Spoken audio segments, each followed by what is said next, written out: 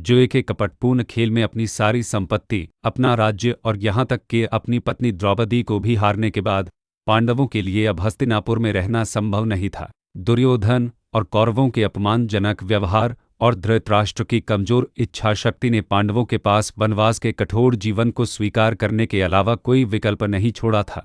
12 वर्ष का वनवास और 1 वर्ष का अज्ञातवास, यह वह सजा थी जो पांडवों को शकुनी के छल और दुर्योधन के अहंकार के कारण भुगतनी पड़ी। राजसी वस्त्रों और आभूषणों को त्याग कर पांडवों ने वल्कल वस्त्र धारण किए, पेड़ों की छाल से बने सादे वस्त्र जो तपस्वियों और वनवासियों द्वारा पहने जाते थे। द्रौपदी, जो कभी महलों की रानी थी, ने भी उन्हीं कठोर वस्त्रों को धारण किया। उनके साथ कुछ वफादार सेवक और ब्राह्मण भी वनवास के कष्टों को सहने के लिए तैयार हो गए, जो पांडवों के प्रति अपने अटूट प्रेम और सम्मान के कारण उनका साथ छोड़ने को तैयार नहीं थे।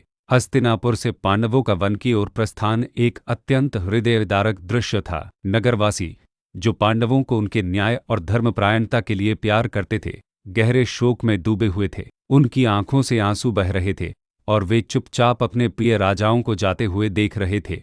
बूढ़े और बच्चे, पुरुष और महिलाएं, सभी पांडवों के दुर्भाग्य से दुखी थे। पांडवों ने काम्यक वन की ओर अपनी यात्रा शुरू की। यह एक विशाल और घना जंगल था, जो कई प्रकार के जंगली जानवरों, दुर्गम रास्तों और अप्रत्याशित खतरों से भरा हुआ था। पांडवों, जिन्होंने अपना जीवन सुख सुविधाओं और ऐश्वर्य में बिताया था, के लिए वन का जीवन एक कठोर परीक्षा थी। उन्हें अब भोजन, आश्रय और सुरक्षा के लिए प्रकृति पर निर्भर रहना पड़ा। वनवास के दौरान पांडवों को अनेक कठिनाइयों का सामना करना पड़ा। उन्हें अक्सर भूखे और प्यासे रहना पड़ता था। रातें पेड़ों के नीचे या छोटी झोपड़ियों में बितानी पड़ती थी। जंगली जानवरों का डर हमेशा बना रहता था। लेकिन इन सब कठिनाइयों के बावजूद पांडवों ने कभी भी अपना धैर्य और धर्म नहीं छोड़ा। वे एक दूसरे का सहारा बने रहे और मिलकर हर चुनौती का सामना करते रहे।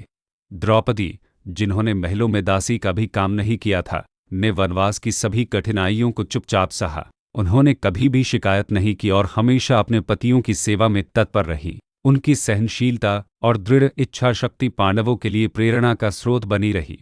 वनवास के दौरान पांडवों को कई महान ऋषियों और मुनियों से मिलने का अवसर मिला। उन्होंने उनसे ज्ञान और मार्गदर्शन प्राप्त किया, जो उन्हें अपने धर्म पर दृढ़ रहने और भविष्य की चुनौतियों का सामना करने में सहायक सिद्ध हुआ। उन्होंने विभिन्न तीर्थ स्थलों की यात्रा की और अनेक धार्मिक कर्मकांड किए, जिससे उनकी आध्यात्मिक शक्ति और अधिक मजबूत हुई। लेकिन वनवास का जीवन केवल तपस्या और ज्ञानार्जन तक ही सीमित नहीं था। पांडवों को कई बार राक्षसों और दुष्ट प्राणियों का भी सामना करना पड़ा। भीम अपनी अपार शक्ति से ऐसे खतरों से अपने भाइयों और द्रौपदी की रक्षा करते रहे। उन्होंने किरमीर जैसे शक्तिशाली राक्षसों का वध किया और वन में शांति स्थापित की।